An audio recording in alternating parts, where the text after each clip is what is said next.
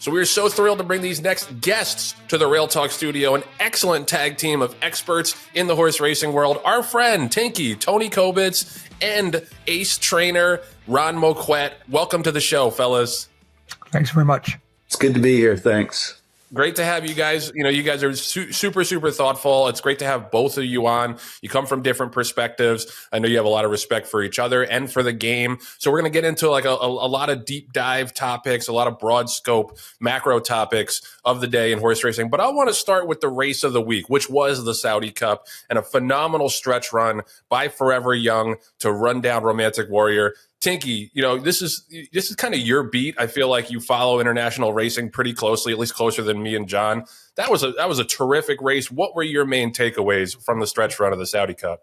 Well, I would say that, well, in my opinion, it's a strong opinion, but in my opinion, the rider of Romantic Warrior moved prematurely. Now, whether or not he needed to be shifted 5 or 6 wide in order to avoid the kickback, I don't know. Let's assume that, I mean, I didn't see any evidence that he was reacting adversely to the kickback, but let's assume that that was the right move by the rider. Okay. That's a very long stretch in Saudi. I mean, we're talking about, you know, over a quarter of a mile. And he was essentially beginning to make his move 5/16 from the wire. And when he did make his move, which was not far into the stretch, you know, he displayed the acceleration that he had shown on turf previously, which underscores that he's a top-class horse and is one of those rare horses that is able to transfer his form to a totally different surface. But it also, in my view, ironically, you could say, exposed the winner in that Forever Young does have one particular weakness, which is that he's more of a grinder. He doesn't have a real quick acceleration, which I've been banging the drum about for a long time. I love the horse, but that's a weakness. And it was exposed again. Now, he did win, but I think he won because Romantic Warrior was asked to produce that acceleration sooner than would have been ideal. I think that the result would likely have been different with a better timed ride. But they both ran great for the game. And, you know, it really is exciting to see two horses of that caliber competing on the international stage. It's great for the game in general.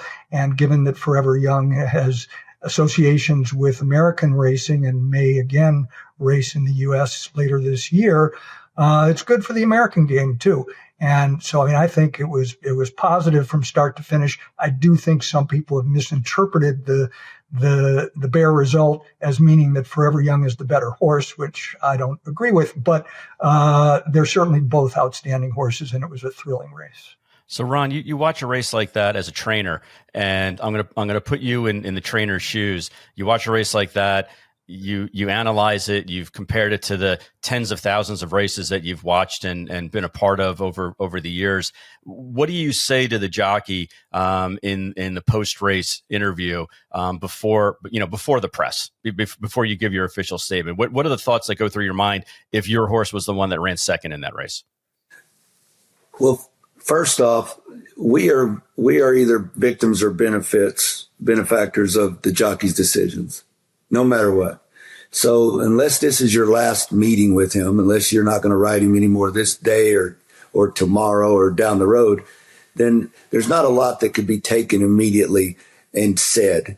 What I usually do is if I feel like there's going to be a conversation about a certain race, I'll just ask, how did the horse gallop out? Did he feel like he pulled up okay? Did you like where you were at the 16th pole? You know, basic bland stuff. And then later on, whenever the emotions have left, that's whenever I'll get and start to dissect things a little more. I'm a temperamental guy. I've learned to manage my machine, and that's how I do it. Now, I'm not saying that's how I've always done it, but the first thought that came to my mind whenever I saw the race and I watched it live was I was awestruck because it was an exciting race that the people are going to talk about for years.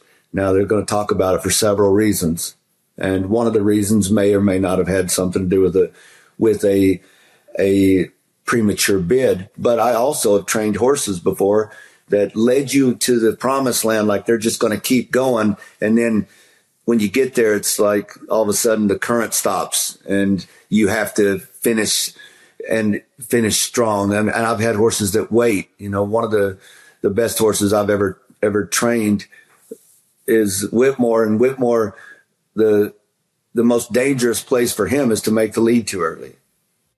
So I think that the trainer and the jockey probably knew this. Maybe there's some circumstances worth a deep dive to say, why were you there so early, knowing that this is a possibility? But immediately after the race, I would say, is the horse okay?